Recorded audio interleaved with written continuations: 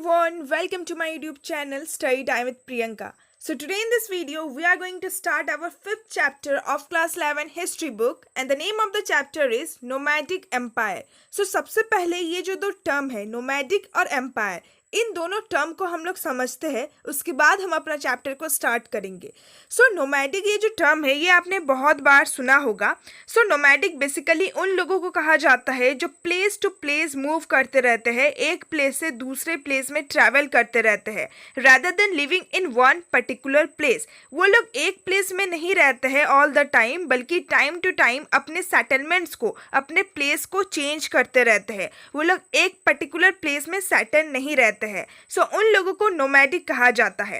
And empire का मतलब क्या होता है? एम्पायर्स यानी कि साम्राज्य, एक एरिया, एक क्षेत्र जिसको एक एम्पायर ने, एक राजा ने रूल किया है, उसको एम्पायर कहते हैं. सो इस चैप्टर में हम लोग एक ऐसे एम्पायर, एक ऐसे साम्राज्य के बारे में पढ़ने वाले हैं जिस साम्राज्य को नोमैडिक पीपल ने, घुमक्कड़ लोगों ने स्टेबलाइज किया था. So now let's start our chapter with the introduction of this chapter. So ये जो टर्म है नोमैडिक एम्पायर, ये दोनों ही टर्म एक दूसरे के बिल्कुल कॉन्ट्रेडिक्टरी है, यानी कि ये दोनों ही टर्म एक दूसरे के बिल्कुल अपोजिट है. ये दोनों ही टर्म एक साथ बहुत ज़्यादा ऑड लग रहे हैं. क्यों ऑड लग रहे हैं? एज वी हैव डिस्कस कि नोमैड्स कौन होते हैं, नोमैडिक लोग कौन होते हैं? जो लोग वंडरर्स होते हैं, जो लोग प्लेस टू प्लेस ट्रैवल करते रहते हैं, जो लोग एक पर्टिकुलर प्लेस में सेटल नहीं रहते हैं. एंड साथ ही ये जो नोमैडिक पीपल होते हैं ये लोग ऑर्गेनाइज्ड होते हैं इन फैमिलीज असेंबलीज, यानी कि फैमिली ग्रुप्स में ये लोग ऑर्गेनाइज्ड होते हैं.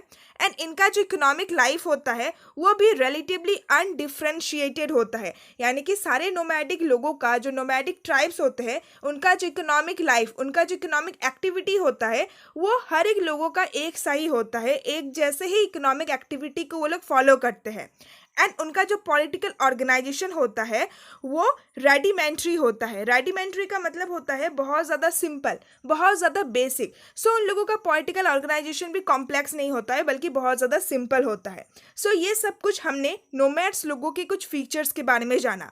बट अगर हम एम्पायर टर्म को समझेंगे देन ये बिल्कुल अलग है as compare to nomads. So on the other hand अगर हम एम्पायर टर्म को समझे, साम्राज्य के मतलब को समझे, सो एम्पायर बेसिकली स्टेबल होता है. स्टेबल यानी कि वो चेंज नहीं होता है. सो इसीलिए हमने कहा कि ये दोनों ही जो टर्म है ये एक दूसरे के अपोजिट है. क्योंकि वेरेस अगर हम नोमैड्स की बात करें, नोमैडिक लोगों की बात करें, सो वो प्लेस टू प्लेस ट्रैवल करते रहते हैं. एंड अगर हम एम्पायर की बात करें, साम्राज्य की बात करें, सो वो एक पर्टिकुलर प्लेस में स्टेबल रहता है. फॉर एग्जाम्पल कि अगर एक एम्पायर है, अगर एक रूलर है, राजा है, एंड उस राजा ने अपने एम्पायर को, अपने साम्राज्य को मान लीजिए एशिया में स्टेबलाइज किया है, बट अगर वो एम्पायर एशिया से अफ्रीका चला जाता है देन वो अपने एम्पायर को थोड़ी ना अपने साथ लेके जा पाएगा. सो इसीलिए नोमैड्स भले ही एक प्लेस से दूसरे प्लेस में मूव कर सकते हैं, बट एम्पायर एक ही प्लेस में स्टेबल होता है. वेरेस अगर हम एम्पायर की और सारे फीचर्स को देखेंगे, सो एम्पायर में, एक साम्राज्य में जो सोशल एंड इकोनॉमिक स्ट्रक्चर होता है वो बहुत ज़्यादा कॉम्प्लेक्स होता है, वो थोड़ा कॉम्प्लिकेटेड होता है. एंड साथ ही जो एडमिनिस्ट्रेटिव सिस्टम होता है किसी भी एम्पायर में, किसी भी साम्राज्य में, जो प्रशासन व्यवस्था होता है वो भी बहुत ज़्यादा इलेबोरेट होता है, वो भी बहुत ज़्यादा कॉम्प्लिकेटेड, बहुत ज़्यादा डेवलप्ड होता है, एडवांस होता है. सो ये हमने दो डिफरेंस देख लिए नोमैडिक में और एम्पायर में. सो इसीलिए ये जो दोनों टर्म है ये एक दूसरे की बिल्कुल कॉन्ट्राडिक्टरी है. बट इस चैप्टर में हम पढ़ेंगे कि दोनों टर्म एक दूसरे के अपोजिट होने के बावजूद भी कैसे नोमैडिक लोगों ने, घुमक्कड़ लोगों ने अपना एक विशाल, एक बहुत ही वास्ट एम्पायर फॉर्म किया. सो इस चैप्टर में बेसिकली हम एक ऐसे ग्रुप के बारे में पढ़ेंगे, एक ऐसे नोमैड्स ग्रुप के बारे में पढ़ेंगे. उस ग्रुप का नाम था मंगोल्स. सो बेसिकली अगर आप मैप में देखेंगे देन जो चाइना एंड जो रशिया कंट्री है, उन दोनों कंट्री के बीच में आपको और एक कंट्री देखने को मिलेगा. उस कंट्री का नाम है मंगोलिया. सो मंगोलिया में रहने वाले जो नोमैडिक पीपल है, जो घुमक्कड़ लोग हैं, उन्हीं को मंगोल्स कहा जाता है. इस चैप्टर में हम सेंट्रल एशिया यानी कि मंगोलिया में रहने वाले मंगोल्स के बारे में पढ़ेंगे और साथ ही हम देखेंगे कि मंगोल्स ने कैसे एक ट्रांस कॉन्टिनेंटल एम्पायर को स्टेबलाइज किया था under the leadership of Genghis Khan. Trans continental empire क्या होता है? ट्रांस कॉन्टिनेंटल एम्पायर उन एम्पायर को कहा जाता है जो सिर्फ और सिर्फ एक कॉन्टिनेंट में ही सीमित नहीं रहता है बल्कि एक से ज्यादा कॉन्टिनेंट तक फैला हुआ रहता है। फॉर एग्जाम्पल, आपने चैप्टर नंबर 3 में पढ़ा होगा about Roman empire. Roman empire एक ट्रांस कॉन्टिनेंटल एम्पायर था जो 3 कॉन्टिनेंट तक फैला हुआ था। इस चैप्टर में हम लोग पढ़ेंगे कि कैसे मंगोल्स एक ट्रांस कॉन्टिनेंटल एम्पायर फॉर्म करते हैं, यानी कि एक ऐसा एम्पायर जो सिर्फ और सिर्फ एशिया कॉन्टिनेंट में फैला हुआ नहीं था बल्कि वो बहुत ज्यादा ईस्टर्न यूरोप के पार्ट को भी इंक्लूड करता था under the leadership of Genghis Khan. Genghis Khan ही हमारा इस चैप्टर का आप कह सकते हैं मेन हीरो है। इस चैप्टर में बेसिकली चंगेज खान के बारे में ही बता रखा है। चंगेज खान ने ही मंगोल जो पीपल है, मंगोलिया में रहने वाले जो नोमैडिक ट्राइब है, उनको यूनाइट किया था एंड इसके लीडरशिप के अंडर में ही पूरा जो मंगोल एम्पायर था वो फॉर्म हुआ था। ये जो ट्रांस कॉन्टिनेंटल एम्पायर था, जैसे कि मैंने आपको बताया कि वो सिर्फ एशिया तक फैला हुआ नहीं था बल्कि यूरोप के एरिया को भी इंक्लूड करता था। एंड टाइम पीरियड बहुत ज़्यादा इंपॉर्टेंट है कि किस टाइम पीरियड में मंगोल एम्पायर एग्जिस्ट करता था। Basically 13th and 14th century के टाइम पीरियड में मंगोल एम्पायर एग्जिस्ट करता था। इसके अलावा हम लोग इस चैप्टर में पढ़ेंगे about the manner in which the Mongols under Genghis Khan adapted their traditional social and political custom, यानी कि चंगेज खान के अंडरशिप में कैसे मंगोल लोगों ने, मंगोलिया में रहने वाले लोगों ने अपना traditional social and political custom को अडॉप्ट किया था to create a fearsome military machine and a sophisticated method of governance. ये अडॉप्ट क्यों किया था? ताकि वो लोग एक फियरसम यानी कि बहुत ज़्यादा भयानक, एक भयानक मिलिट्री को क्रिएट कर सके, साथ ही एक सोफिस्टिकेटेड यानी कि एक एडवांस लेवल का एक कॉम्प्लेक्स मेथड ऑफ गवर्नेंस को क्रिएट कर सके। बेसिकली इंट्रोडक्शन में हमें यह बता रखा है कि इस चैप्टर में हम लोग नोमैडिक एम्पायर के बारे में पढ़ने वाले हैं। एक ऐसा साम्राज्य, एक ऐसा एम्पायर जो नोमैडिक लोगों ने क्रिएट किया था। एंड ये जो नोमैडिक लोग हैं इनको बेसिकली मंगोल्स कहा जाता है। इस चैप्टर में हम लोग मंगोलिया में रहने वाले नोमैडिक लोगों के बारे में पढ़ेंगे। एंड ये जो मंगोल्स थे ये किनके लीडरशिप में इन्होंने इतना बड़ा एम्पायर फॉर्म किया था? बेसिकली चंगेज खान के लीडरशिप में ही मंगोल्स ने अपना इतना बड़ा साम्राज्य को फॉर्म किया था। विद दिस हमारा इंट्रोडक्शन कंप्लीट होता है। इंट्रोडक्शन में जो जो इंपॉर्टेंस पॉइंट्स थे मैंने बस उसी को डिस्कस किया है क्योंकि इस चैप्टर का जो इंट्रोडक्शन है वो बहुत ज़्यादा लार्ज है।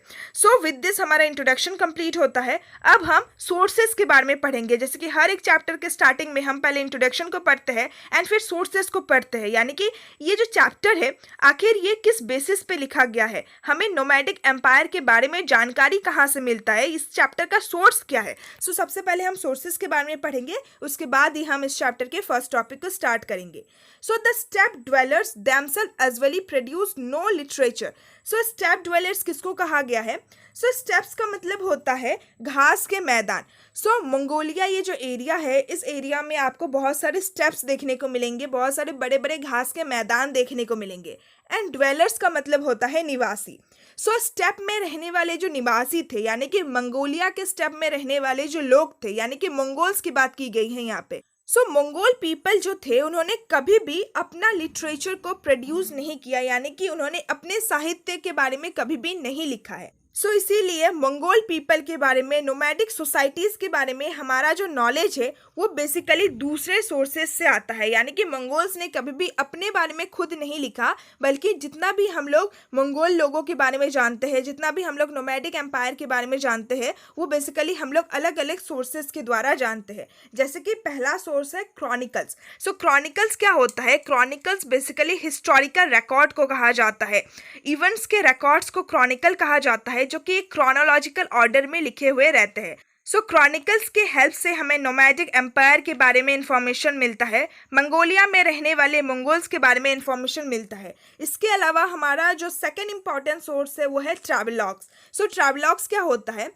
जिस टाइम पे मंगोल एम्पायर एग्जिस्ट करता था उस टाइम पीरियड में बहुत सारे ऐसे ट्रैवलर्स रहे होंगे जो मंगोल एम्पायर में जाते थे एंड उनका जो भी एक्सपीरियंस था वो लोग उसको लिख डालते थे, वो लोग उसका एक रिपोर्ट तैयार करते थे, एक अकाउंट बनाते थे। सो ट्रैवल्स के जो अकाउंट है उसी को ट्रैवलॉग्स कहते हैं। सो अलग अलग ट्रैवल्स के अकाउंट के थ्रू भी हमें नोमैडिक एम्पायर के बारे में, मंगोल्स के बारे में पता चलता है। इसके अलावा documents produced by city based literates, यानी कि भले ही मंगोल लोगों ने अपने बारे में कुछ ना लिखा, बट वो लोग डॉक्यूमेंट्स तो प्रोड्यूस करते होंगे अपने इतने बड़े साम्राज्य को चलाने में। कुछ ऑफिशियल पेपर, कुछ ऑफिशियल टेक्स्ट तो वो लोग प्रोड्यूस करते होंगे। सो उन डॉक्यूमेंट्स से भी आर्कियोलॉजिस्ट को, हिस्टोरियंस को बहुत ज़्यादा इंफॉर्मेशन मिलता है अबाउट द नोमैडिक पीपल। इसके अलावा हमें बता रखा है कि मंगोल्स का जो इम्पेरियल सक्सेस था, यानी कि मंगोल्स ने इतने बड़े साम्राज्य को फैलाया था, इतने बड़े एरिया को उन्होंने अपने कंट्रोल में लाया था। सो उनका इतना बड़ा जो सक्सेस था, उनका इतना बड़ा जो जीत था, इससे बहुत सारे लिटरेटी अट्रैक्ट होते थे। सो लिटरेटी कौन होते हैं? लिटरेटी बेसिकली वेल एजुकेटेड लोग होते हैं जिनको बहुत ज़्यादा इंटरेस्ट होता है लिटरेचर को लिखने में, साहित्य को लिखने में।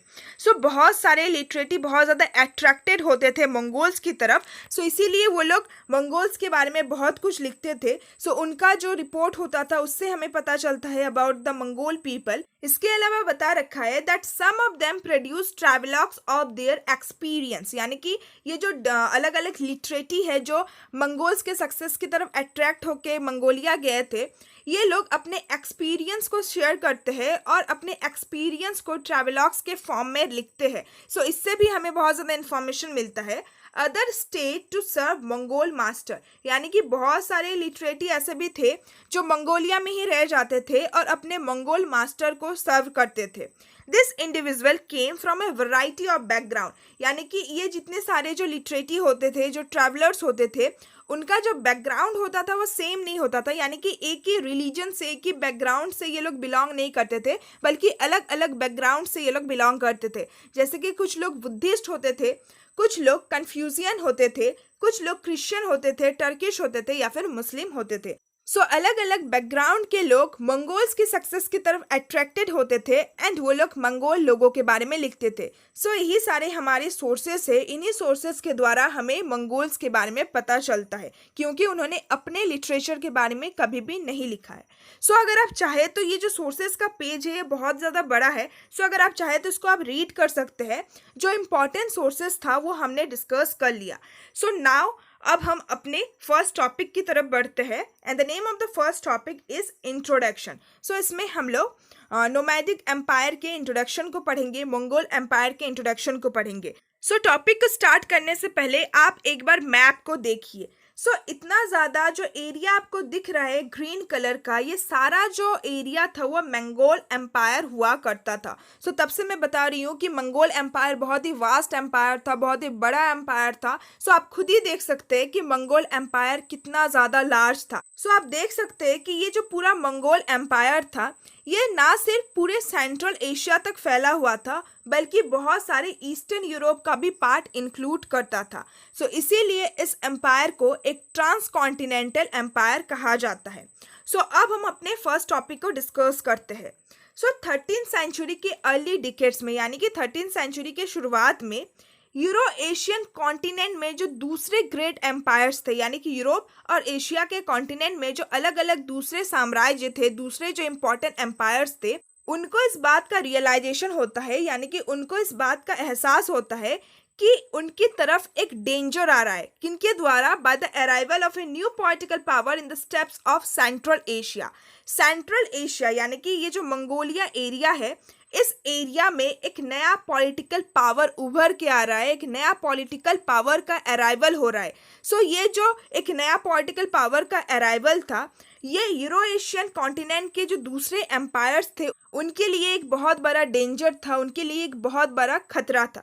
क्योंकि आप देख सकते हैं कि मंगोल एम्पायर ने कैसे पूरे जो सेंट्रल एशिया है एंड जो यूरोप का एरिया है, जो कॉन्टिनेंट है, उसको एनेक्स्ट कर लिया था। उतना दूर तक उन्होंने अपने कंट्रोल को स्टेबलाइज किया था। एंड ये जो पूरा मंगोल एम्पायर था, इस मंगोल एम्पायर को स्टेबलाइज किसने किया था? सो इस एम्पायर को स्टेबलाइज करने वाले व्यक्ति का नाम था चंगेज खान। सो चंगेज खान ही वो व्यक्ति थे जिन्होंने मंगोल पीपल को, यानी कि मंगोलिया में रहने वाले जो नोमैडिक लोग थे, जो मंगोल पीपल थे, उनको यूनाइट किया था, यानी कि उनको एक किया था। सो चंगेज खान का जो पॉलिटिकल विजन था, यानी कि उनका जो एक राजनीतिक विजन था, उनका जो इमेजिनेशन था, उनका जो सपना था, वो बस इतना नहीं था कि वो मंगोल लोगों को यूनाइट करे, यानी कि वो जितना भी मंगोल ट्राइब के लोग थे जो सेंट्रल एशिया के स्टेप्स में रहते थे, उनको बस यूनाइट करे, उनको बस एक करे, बल्कि इसके अलावा उनका जो इमेजिनेशन था, उनका जो विजन था, वो बहुत दूर तक था। उनका जो सपना था वो था एक बहुत ही वास्ट एम्पायर फॉर्म करना, पूरे वर्ल्ड में सबसे लार्जेस्ट एम्पायर को फॉर्म करना। साथ ही हमें ये बता रखा है that he had a mandate from God to rule the world, यानी कि चंगेज खान का ये मानना था कि उन्हें भगवान से ये आदेश मिला है, भगवान से ये परमिशन मिला है कि तुम जाओ और पूरे वर्ल्ड को रूल करो। सो ये चीज़ आपको बहुत सारे एम्पायर के बारे में जानने को मिलेगा, बहुत सारे ऐसे राजा आपको हिस्ट्री में देखने को मिलेगा जो बेसिकली अपना जो रूल करने का जो अथॉरिटी है उसको डिवाइन के साथ क्रिएट करते हैं। यानी कि बहुत सारे राजा आपको ऐसे देखने को मिलेंगे पूरे हिस्ट्री में जो बेसिकली इस बात का दावा करते हैं कि उनके पास जो अथॉरिटी है रूल करने का, जो पावर है रूल करने का, वो उन्हें भगवान ने दिया है। सो चंगेज खान भी एक ऐसे ही एम्पायर थे जिन्होंने इस बात का दावा किया कि उनके पास परमिशन है, उनके पास आदेश है भगवान के द्वारा कि तुम पूरे वर्ल्ड को रूल करो। सो चंगेज खान एक ऐसे व्यक्ति थे, एक ऐसे इंडिविजुअल थे जिनका जो विजन था वो ना सिर्फ मंगोल पीपल को यूनाइट करना था, बल्कि एक बहुत ही वास्ट मंगोल एम्पायर को फॉर्म करना था। बट अगर आप चंगेज खान के लाइफ टाइम को देखेंगे, उनके जीवन काल को देखेंगे, सो चंगेज खान का ज़्यादा से ज़्यादा जो लाइफ था वो दो काम करने में ही चला गया। पहला काम था consolidating his hold over the Mongol tribes, यानी कि जो मंगोल ट्राइब है, जो नोमैडिक पीपल है मंगोलिया में रहने वाले, उनको यूनाइट करने में और उनको कंसोलिडेट करने में, यानी कि मंगोल ट्राइब के ऊपर अपना जो पकड़ है उसको मजबूत बनाने में, उसको स्ट्रांग बनाने में ही चंगेज खान का लाइफ टाइम निकल गया। इसके अलावा leading and directing campaign into adjoining areas in north China, Transoxiana, Afghanistan, eastern Iran and the Russian steppe, यानी कि दूसरा काम जो उन्होंने अपने लाइफ टाइम में किया था वो था अलग अलग कैंपेन, अलग अलग आंदोलन को लीड करना और उसको डायरेक्ट करना इनटू एडजॉइनिंग एरियाज, यानी कि अपने आसपास के एरिया में, जैसे कि north China, Transoxiana, Afghanistan, eastern Iran and Russian steppe. So जो चंगेज खान थे उन्होंने अपना जो जीवन था वो दो काम करने में ही बिता दिया। पहला, अपने ट्राइब के ऊपर अपना जो कंट्रोल था उसको मजबूत बनाने में, और साथ ही अपने आसपास का जो एरिया था उन आसपास के एरिया में अपने कंट्रोल को स्टेबलाइज करने में। बट उनका जो विज़न था, यानी कि हमने अभी डिस्कस किया कि चंगेज खान का जो मेन मोटिव था या फिर उनका जो एक पॉलिटिकल विज़न था वो सिर्फ ये नहीं था कि मंगोल पीपल को यूनाइट करे, बल्कि उनका विज़न था कि वो एक वास्ट एम्पायर को फॉर्म करना चाहते थे। सो उनका ये जो सपना था, उनका ये जो इमेजिनेशन था, वो उनके डिसेंडेंट्स ने पूरा किया। डिसेंडेंट्स यानी कि वो उनके वंश के लोगों ने पूरा किया, यानी कि चंगेज खान का जो सन होगा, जो ग्रैंड सन होगा, वो अपने दादा यानी कि चंगेज खान के इमेजिनेशन को, उनके सपना को पूरा करेंगे। सो उनके जो डिसेंडेंट्स होंगे, they will travel further afield to fulfil Genghis Khan vision, यानी कि उनके जो डिसेंडेंट्स होंगे वो और दूर दूर तक यात्रा करेंगे और दूर दूर तक जाएंगे एंड चंगेज खान का जो विजन था, जो इमेजिनेशन था, जो सपना था, उसको फुलफिल करेंगे। They will create the largest empire the world had ever seen. So Genghis Khan के डिसेंडेंट्स एक लार्जेस्ट, एक बहुत ही वास्ट एम्पायर को क्रिएट करेंगे जो कि वर्ल्ड ने, पूरी दुनिया ने शायद ही कभी देखा होगा। सो विद दिस हमने half of the introduction complete कर लिया। अब हमें बता रखा है about Mongke. So Mongke basically Genghis Khan का एक ग्रैंडसन का नाम था। सो इस टॉपिक में यानी कि इस पैरा में हमें बता रखा है कि जो मोंके थे वो एक जो फ्रेंच रूलर थे लुइस IX, उनको वार्निंग देते हैं, उनको एक चेतावनी देते हैं।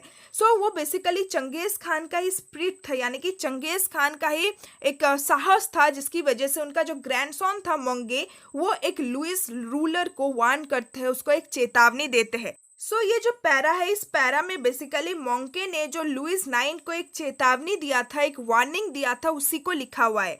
सो स्टार्टिंग के लाइन को हम पढ़ते हैं कि कैसे मोंके ने भारी भरकम यानी कि बहुत ही हैवी वर्ड्स यूज किए थे लुइस IX को वार्निंग देने के लिए। जैसे कि फर्स्ट लाइन है, in heaven there is only one eternal sky, on earth there is only one lord Genghis Khan the son of heaven. यानी कि जिस तरीके से हेवन में यानी कि स्वर्ग में एक ही इटर्नल स्काई है, एक ही आसमान है, उसी तरीके से जो अर्थ है, जो पृथ्वी है, उसमें एक ही लॉर्ड है, एक ही भगवान है, वो है चंगेज खान। एंड मोंके ने चंगेज खान को डिस्क्राइब करने के लिए एक हैवी टाइटल को चूज किया था, द सन ऑफ हेवन। सो इस चीज को भी आप लोग हिस्ट्री में बहुत बार पढ़ेंगे कि अलग अलग जो डिफरेंट रूलर्स है, जो बहुत ही बड़े बड़े रूलर्स है, वो अपना तो नाम वो लोग का है ही ओरिजिनल, बट अपने नाम के साथ साथ वो लोग बहुत ही हैवी टाइटल को भी अडॉप्ट करते हैं। जैसे चंगेज खान के लिए the son of haven title को लिखा गया है।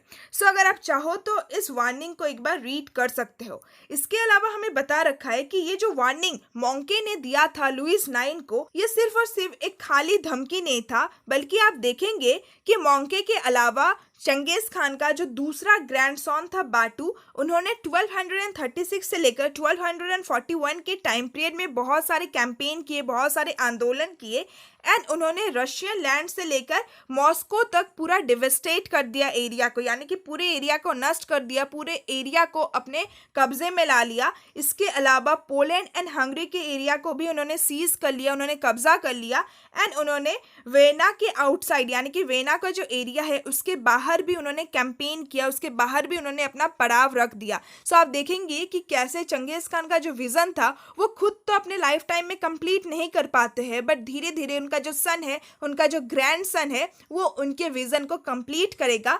एंड उनके ग्रैंड सन कैसे पूरा जो मंगोल एरिया है, जो मंगोल एम्पायर है, उसको ना सिर्फ सेंट्रल एशिया तक फैलाएगा, बल्कि पूरे जो ईस्टर्न यूरोप है वहां तक भी फैलाएगा और एक बहुत ही वास्ट एम्पायर को फॉर्म करेगा। फिर बता रखा है कि 13th सेंचुरी के टाइम पीरियड के दौरान चंगेज खान ने चाइना को, मिडिल ईस्ट को एंड यूरोप को अपने कॉन्क्वेस्ट यानी कि अपने कब्जे में ला दिया था। सो विद दिस हमारा इंट्रोडक्शन कंप्लीट होता है। इंट्रोडक्शन में बस हमें ये बता रखा है कि चंगेज खान का क्या विजन था। उनका विजन सिर्फ ये नहीं था कि वो मंगोल पीपल को यूनाइट करे, बल्कि उनका विजन ये था कि वो एक वास्ट एम्पायर को फॉर्म करे। सो चंगेज खान अपने लाइफ टाइम में तो वो जो सपना है, वो जो विजन है, उसको फुलफिल नहीं कर पाते हैं, बट उनके जो डिसेंडेंट्स है, उनके जो ग्रैंड सन है, वो उनके सपना को पूरा करेंगे।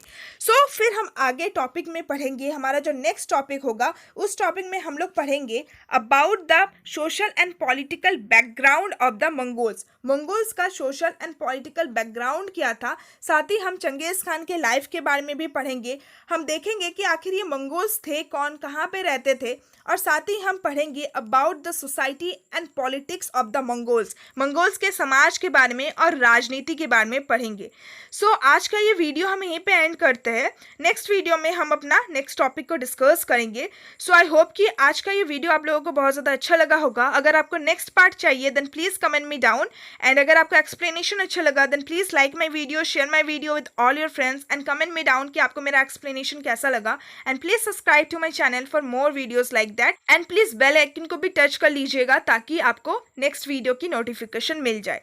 सो विद दिस वीडियो का एंड करते हैं। So see you all soon in my next video. Till then bye bye and stay tuned with my channel, and thanks for watching my video.